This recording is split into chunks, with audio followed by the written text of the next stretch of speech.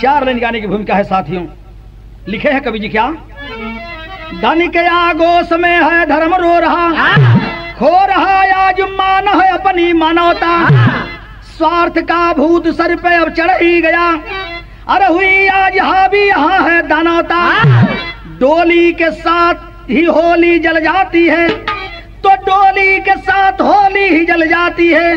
चढ़ रही है चिता पे बहन बेटी रोके, साथ में क्या जमी लेके जाओगे तुम, क्या मिलेगा तुझे आबरू अपनी खोके।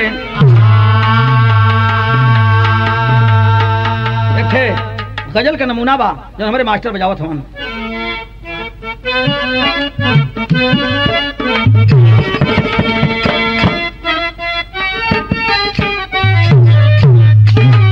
ये बा कि बुलबुले हम सभी सरजमी के, बुलबुले हम सभी सरजमी के, बुलबुले हम सभी सरजमी के सताए हुए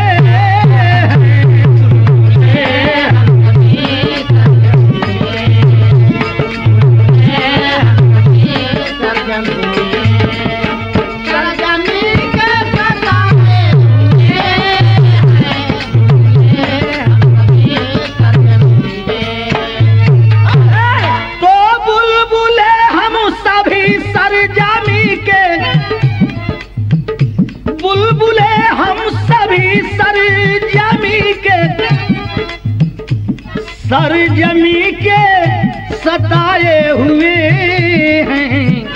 आज ही हमने बदला था चोला, आज ही हमने बदला था चोला, आज ही हम नहाए हुए हैं, आज ही हम बदला चोला, आज ही हम बदला चोला, आज ही हम नहाए हुए हैं, आज ही हम बदला चोला। कितना सुंदर भाव कवि लिखे हैं क्या कि दाव पे हार जाते हो जीवन, दाव पर हार जाते हो जीवन, दाव पर हार जाते हो जीवन, दाव पे हार जाते हो जीवन, कि ऐसे पागल जुआरी हुए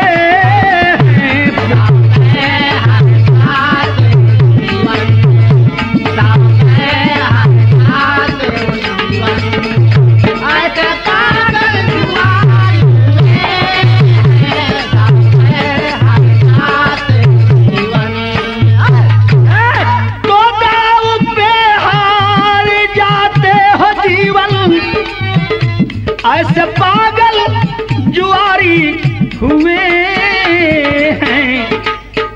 तो प्रीत मिलती न पैसे से जग में हो, प्रीत मिलती है पैसे से जग में हो, प्रीत मिलती है पैसे से जग में हो, प्रीत मिलती न पैसे से जग में हो, प्रीत बिन हम भिखारी हुए।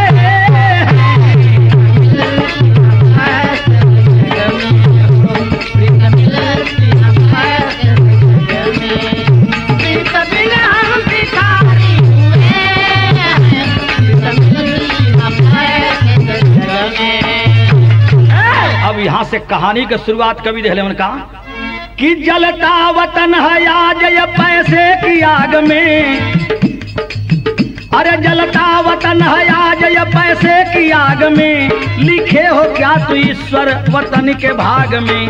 गांधी और राजा राम को फिर आना पड़ेगा, दहेज की सी आग को बुझाना पड़ेगा। उत्तर प्रदेश प्रांत रुद्रपुर के निवासी, उत्तर प्रदेश प्रांत रुद्रपुर के निवासी रहते थे शिव कुमार, थी एक दिल में उदासी। अरे गोदी में मुन्नी बेटी एक दुलारा ना रहा, बुढ़ौती में बाबूजी का सहारा ना रहा। बिटिया की शादी करने को सारंगीपुर में आए, मुकेश साथ मुन्नी का जब ब्याह रचाए। शुभ लग्न पर बारात जब की द्वार पे आई, खुशी हुए हैं लोग बजी प्रेम शहनाई। लोग बजे प्रेम सहनाई, खुशी हुए सब लोग बजे प्रेम सहनाई। पहले बात के समझ लें तो गाना भी समझने में आसानी हुई। उत्तर प्रदेश रुद्रपुर शिव कुमार, हाँ शिव कुमार का एक लड़की जो का नाम रहल मुन्नी। मुन्नी के शादी साथियों मुकेश से करते हैं, और जब शादी तय हो गई, बारात आ गई मुन्नी के, शिव कुमार राजी खुशी से बिटिया का। अब जौन बा यहाँ विदाई करत हन तो बड़ा विदाई के बिछो भाव बा। यहाँ एक तर्ज बा, आई तर्ज का नमूना उहे बा का। अब बहिन बा नरमी उमरिया हो, तेरे बजा दे मास्टर, एक पट्टी पर बजाओ।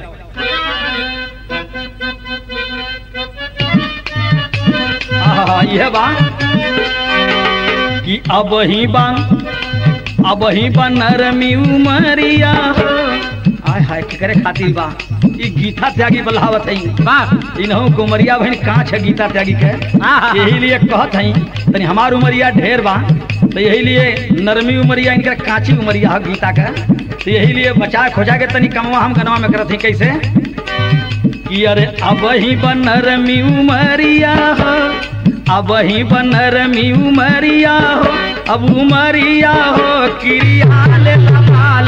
अब ही बा नरमी उमरिया हो, अब उमरिया हो क्रिया ले लपाल। अब ही बा नरमी उमरिया हो, अब उमरिया हो क्रिया ले लपाल।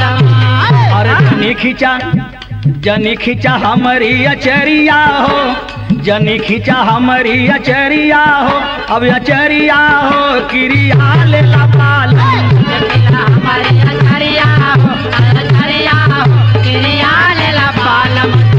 हमारी अचरिया हो, अचरिया हो क्रिया ले लपाल। आज बिटिया मुन्नी के जब विदाई होत बा तब माई बिटिया के अखबारी में पकड़ के रोवत ही देखे साथियों। नैहर में बड़ा जब बिटियन के विदाई होले तो बड़ा दुखित वातावरण होता है। कभी लिखलन कि रोवा माई बरी से नजरिया हो, रोवा माई बरी से नजरिया हो, अब नजरिया हो सपना भइल बिटिया। माई भरत नजरिया हो, अब नजरिया हो सपना भइल बिटिया। माई भरत नजरिया हो, अब नजरिया हो सपना भइल बिटिया। अरे रखलिहा बाबू का पगरिया हो, रखलिहा बाबू का पगरिया हो, अब पगरिया हो सपना भइल बिटिया। रखलिहा बाबू का पगरिया हो, अब पगरिया हो सपना भइल बिटिया। रखलिहा बाबू का पगरिया हो, अब पगरिया हो सपना भइल बिटिया। कि अरे भइल विदाई बेटी अइली ससुरमा, भइल विदाई बेटी अइली ससुरमा, भइल विदाई बेटी अइली ससुरवा। खुशी खुशी बीत गइल बाबू कुछ दिनवा, खुशी खुशी बीत गइल बाबू कुछ दिनवा, खुशी खुशी बीत गइल बाबू कुछ दिनवा। अरे छुट्टी अइल बाबूजी अनहरिया हो, अब अनहरिया हो सपना भइल बिटिया। बाबूजी अनहरिया हो, अब अनहरिया हो सपना भइल बिटिया। बाबूजी अनहरिया हो, अब अनहरिया हो सपना भइल बिटिया। शिव कुमार के बिटिया मुन्नी मुकेश के घर चली गई ससुराल। साथियों धीरे धीरे 1 महीना, 2 महीना, 3 महीना, 4 महीने का वक्त गुजर जाता है। लेकिन शिव कुमार बाबू उस समय मिलिट्री में फौज में काम करते थे, फौज के जवान थे। और कुछ दिन के बाद इनकी नौकरी जब पूरी होना चाहिए साथियों, और जब घर पर आते हैं, एक दिन इनकी पत्नी कहली कि बिटिया का हाल चाल ले बदे, तनी बिटिया के घरे जा, कैसे बेटी है कैसे नहीं बा। आय हाय, अब छुट्टी से अइले के बाद शिव कुमार बिटिया का हाल चाल ले बदे अपनी बेटी के घरे पहुंचलन है। और जब बेटी घरे पहुंचलन तो देखें होत का बा कि पत्नी की बात को मान लिए। अरे पत्नी की बात को मान लिए, बिटिया की द्वारी आए हैं। तब देख के हालत बेटी की आंखों से अश्क बहाए हैं। वहां कमीना सब ससुराल में बेटी मुन्नी के दहेज के लिए, पैसे के लिए साथियों बड़ा परेशान करते थे, बड़ा तंग करते थे। बिटिया का हालत जब देखलन है, आंख से झरझर झजर बाबू के आंसू चलत बा। झट सब्र धरा बाबू बोले झट सब्र धरा बाबू बोले बेटी मत आंस बहाओ तू, क्या दुख है तेरे अंदर हमको साफ साफ बतलाओ तू। हाय हाय अपनी बेटी का सब व्यथा सुने लगलन है। और का सुनत हम एक यहाँ जौन बा तर्ज है बा क्लासिकल तर्ज बा जो उनकी अनहरिया बिता के अजोरे में है।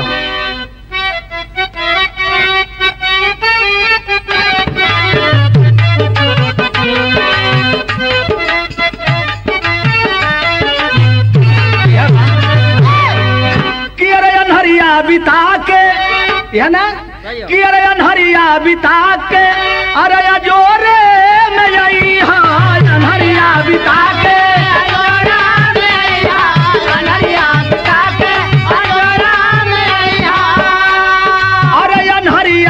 बिता के अजोरे में आई है, अरे अजोरे में आई है। धीरे से किली खोल, धीरे से किली खोल गई, सिकड़ी बजई है, धीरे से किली खोल गई।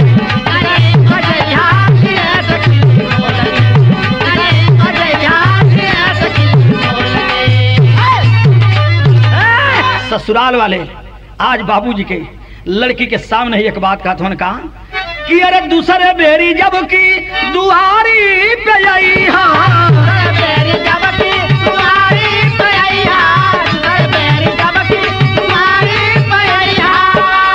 अरे दूसरे बेरी जब की दुआरी पे आई है, अरे दुआरी पे आई है, बहाना जनी करी है, अरे तू रुपया दे जइहा, बहाना जनी करिहा, रुपया दे जइहा, बहाना जनी करिहा, रुपया दे जइहा, बहाना जनी करिहा।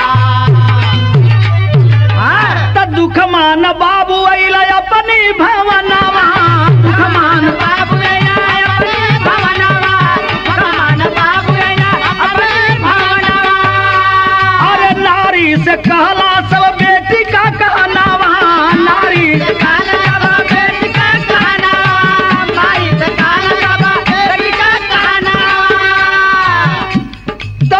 माई घरवा उजारी के कपैया, रोवे माई घरवा उजार के कपैया, रोवे माई घरवा उजार के कपैया।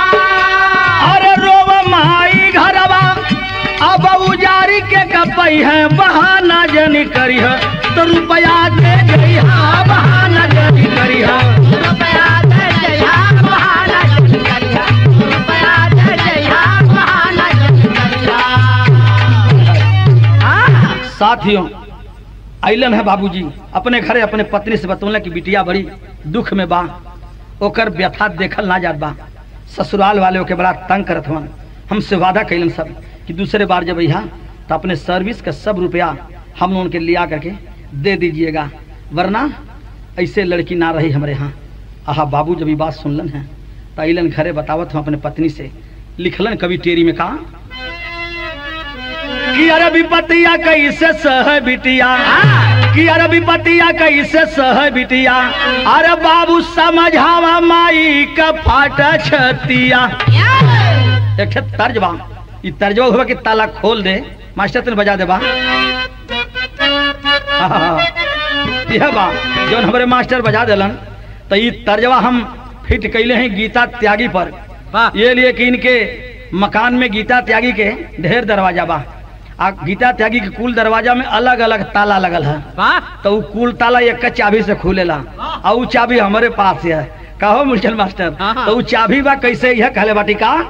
तो एक दिन जौन बा गीता त्यागी अपने मन सेधु से कहत रहलिन, तो हम सुनली का कि अरे ताला खोल दे, कि ताला खोल दे, अरे ताला खोल दे चाबी से वो परदेसी सजना, रे ताला खोल दे, ताला खोल दे चाबी से वो परदेसी सजना, ताला खोल दे, ताला खोल दे चाबी से वो परदेसी सजना, ताला खोल दे।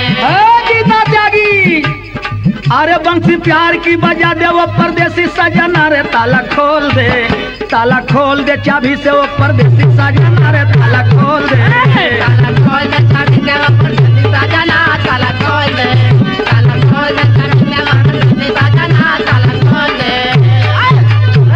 या भाव कवि दहलन का कि बाबू खुश हुए देखे जब बेटा का मुँह, हमारे बाबू खुश हुए, खुश हुए देख जब बेटा का मुहावा बाबू खुश हुए बाबू खुश हुए देख जब बेटा का मुहावा बाबू खुश हुए।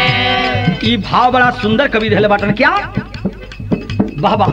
वो हर मुन्नी के ससुराल वाले सोचते थे कि हमारे ससुर के जौन बा हमारे ससुर के शिव कुमार के कौनो संतान न बेटवा ना, यह लड़की है बा मुन्नी और हमारे घरे तो इनकर जितना सर्विस के रुपया पैसा धन दौलत खेती बाड़ी महल अटारी बा सब हमहन का हो जाई। लेकिन यहर बाबू शिव कुमार के भगवान का मर्जी कि एक ठे पुत्र रत्न के प्राप्ति बहुत दिन के बाद भैल। आज जब पुत्र रत्न के प्राप्ति भैल है बारे भगवान के मर्जी बड़ा खुश समा शिव कुमार कि हमरे गोदी में एक ठे फूल खिल गए तो का भैल।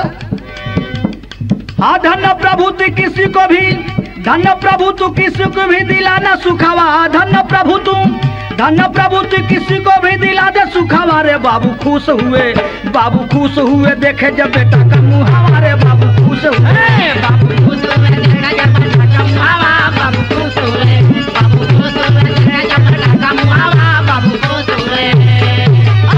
धीरे धीरे लड़कवा 1 महीना का हो गल शिव कुमार के तब कि बीतल एक मास नारी कहली चेताई बीतल एक मास नारी कहले चेताई बीतल एक मास नारी कहले चेताई। अरे बिटिया के दे दा जा खबरिया पठाई बिटिया के दे दा जा खबरिया पठाई बिटिया के दे दा जा खबरिया पठाई। दे दा रुपया वो राई जाई दो कर दुखवा रे बाबू खुश हुए देखे जब बेटा का मुहावा रे बाबू खुश हुए बाबू खुश हुए देखे जब बेटा का मुहावा बाबू खुश हुए बाबू खुश हुए देखे जब बेटा का मुहावा बाबू खुश हुए। मतारी कहलिन अपने पति से मतारी जो बा पत्नी उनकर शिव कुमार के कहलिन कि एक काम करा कि शिव कुमार से कि बिटिया मुन्नी के यहाँ जितना रुपया पैसा धन दौलत उसे मांगत हो जा करके दे दा हमहन का सब धन दौलत हमारी बेटवा है यह हमके मिल गया आय हाय ले करके बाबू 50,000 रुपया और अपनी बिटिया के ससुराल रुपया देव बदे जात हवन। लेकिन उधर जौन बा उन सबन के खबर मिल चुकल रहल कि ये मुन्नी के एक छोटा भाई भी पैदा हो चुकल बा। उन सबन के दिल में मुकेश ओकर पति जौन रहल ओकरे दिल में जौन बा दूसरी भावना पैदा हो गई कि अबले तो लालच रहल कि सब धन दौलत एकरे नैहर का हमार होई। लेकिन एक भाई जब एक पैदा हो गल तब तो वही कहोई हमारे घरे मुन्नी अब रह करके करी का तनी देखें वो हर का हालत ही बा यार बाबू जो 50,000 रुपया ले करके और अपनी बिटिया के यहाँ ससुराल में देव बजे दहेज के तौर पर जात हवन। एक तर्ज लगत तनी बढ़ के दा मास्टर तर्जवा हुआ बा कि अरे नानदू ककारिया रखवाली हो राम उड़ जाई है मारा फारी हो राम उड़ जाई है मारा फारी हो राम उड़ जाई है मारा फारी हो राम उड़ जाई है मारा फारी हो राम उड़ जाई है। कि अरे तीरिया कमान के कहनवा हो राम चली भैले लेके धनवा हो राम चल भैला लेके धनवा हो राम चल भैला लेके धनवा हो राम चल भैला लेके धनवा हो राम चल भैला। तो हवर मुन्नी पया गई विपतिया वो हवर मुन्नी पया गई विपतिया वो हवर मुन्नी पया गई विपतिया। सोचे बेईमान नहीं मिली दौलतिया सोचे बेईमान नहीं मिली दौलतिया सोचे बेईमान नहीं मिली दौलतिया। नुरा कलूटल बेईमानवा हो राम चली भैले लेके धनवा हो राम चल भैला लेके धनवा हो राम चल भैला लेके धनवा हो राम चल भैला लेके धनवा हो राम चल भैला। पुत्र की खबर पाते ही वो सब ससुराल वाले सोच लिए कि अब तो इसका पिता धन नहीं मिलेगा सब उसके लड़के का हो जाएगा। इसलिए मुन्नी को साथियों मार डालने की योजना बनाते हैं। एक दिन उसका पति मुकेश पहुंचा है और जा करके अपने दरवाजा बंद करके और अपने पत्नी मुन्नी को जब जान से मारने की योजना बनाता है आहा अपने पति के चरण पर गिर कर बेचारी मुन्नी रो रो करके एक बात कहती है।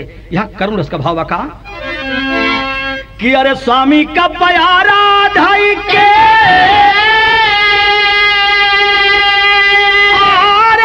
मुन्नी घरावा में कि अरे जीवन दान दे दाया जा भिखियाए स्वामी जी भैया का मुहावा दिखाई देवा सजाना हो, अरे झर झर बरी सतबाया खियाए स्वामी जी।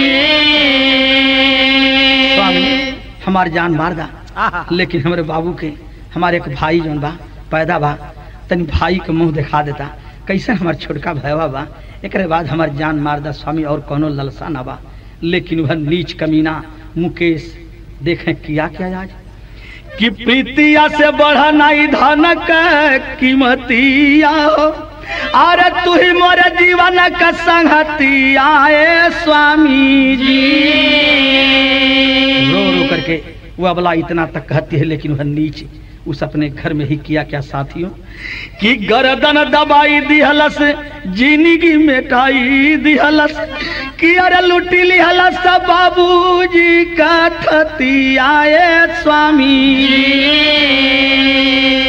साथियों रातों रात मारकर उसके जान से गर्दन दबाकर मार दिए उस अबला को, मुन्नी को बेचारी के।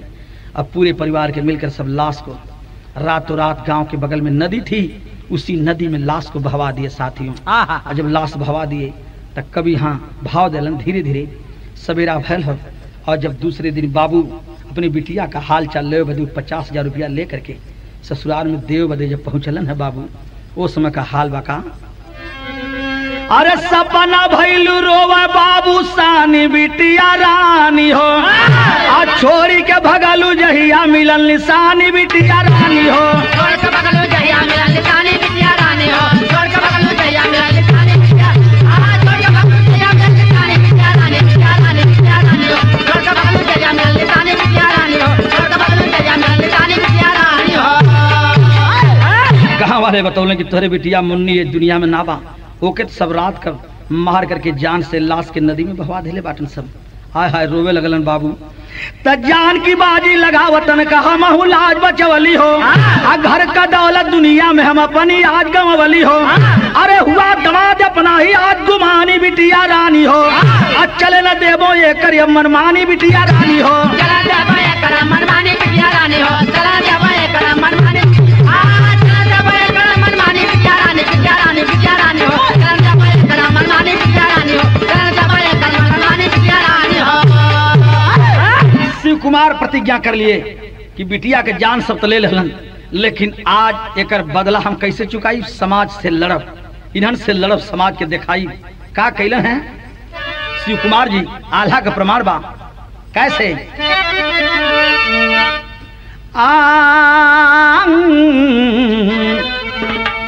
कि अरे बिटिया कहा लजबा, कि अरे बिटिया कहा लजबा, अरे जनली मतरिया भैया,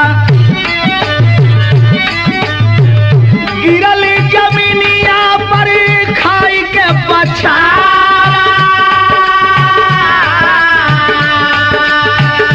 कवन बिगाड़ हमा तोहरा का कैली भगवन, ये कवर छवला ये कवर दिहाला तू जा, बेटी बेटी कही के रामा, बेटी बेटी कही के पीटे लगली अपन छतिया ये बबुआ, दिन रात रोवा लगली कई कई के चिघारा, रो के समझावे शिव को महारतवन छनवाय भैया, आरजी लगाए जाके सुना थानेदार, भैल गिरफ्तार तमू के सतवन छनवाय भैया, मुकेश का बाबू भी धा रायत ही बार, काटी के समैया तब सा जहिया कैल बाबू, बेटवा की शादी बदे भैल तैयार, गौआ मझौली दादा गौआ मझौली तबसू मेरे सिंह के घर आए बाबू, चंपा सास शादी सबकी यह बदकार, पहुआ पकड़ के शिव को मार रोवे लगल ये बबुआ होवा होशियार काहे बनेला गंवार।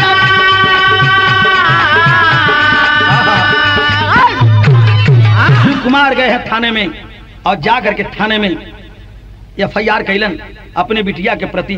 साथियों वो सब पकड़ लिए गए, पकड़कर सजा कटलन सब, और सजा काट के जब अलन है तो फिर शादी की तैयारी के लिए बाटन सब।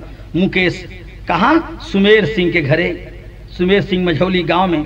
लेकिन जानकारी जब भइल है शिव भाई साहब, जब जानकारी भइल बा शिव कुमार के, जा करके पैर पकड़ के रोवे लगलन कि हमरे बिटिया कई सब हत्यारा हम, तोहरे बिटिया के भी जान से मार दिया सब, छोड़िहन सना।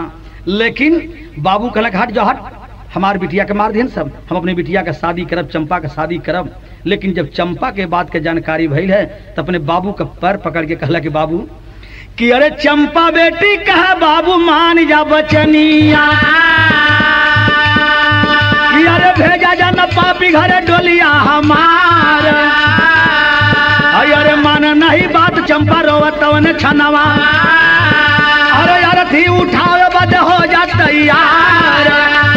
अरे खाई के जहर मरी गईली भवनिया, अरे रोवसी कुमार बाबू यसुआ के ढार। चंपा कहला बाबू उनन के घरे न जा, अगर उन समन के घरे जाए कि कहबा शादी करबा तो हमके जीवत ना पैबा। और बेचारी चंपा जवन बा जहर खा करके मर जाती है साथियों। और जब जहर खा करके मर गई है, शिव कुमार रोवत हुन का सोच के, ये बात के सोच करके, अरे रोवा बेटी चंपा तू बचवलू पनिया, तू है झांसी वाली रनिया जानल दुनिया। झांसी वाली रनिया जानल दुनिया, झांसी वाली रनिया जानल दुनिया। शिव कुमार गुस्सा में आग बबूला होके कैलन का कि हथवा में लिहल बंदूकिया उठाई, समधि दमाद ऊपर गोली दिए चलाई। दहेज वाली कीमत का चुका वाला सनिया, तू है झांसी वाली रनिया जानल दुनिया। झांसी वाली रनिया जानल दुनिया, झांसी वाली रनिया जानल दुनिया। अपना पहला दामाद जो था मुकेश को गोली मार दिए, उसके पिता को गोली मार दिए। ये चंपा का हत्यारा ये सब हैं, मेरी बिटिया मुन्नी के हत्यारा हैं। गोली मार के बदला चुका लेलन। एक बात कवि के लिखे पर का कि ये तना तू चेता भैया तोह के चेताई, दुष्ट का प्रीतिया सदा ही दुखदाई। बतिया चेता के गैल ज्ञानी ध्वनिया। तक कवि लास्ट में अपना परिचय देते हुए लिखे हैं क्या, जयंती कैसेट कंपनी में, कि गुरु बिहारी गुरु गणेश गुरु रामलाल की धरती, चंद्रिका बिन सुन चमन ये आंखें सदा बरसती। अरे विपतिया कैसे सही बिटिया, अरे बेचर राम निवास की ज्ञान बरी है बतिया। विपतिया कैसे सही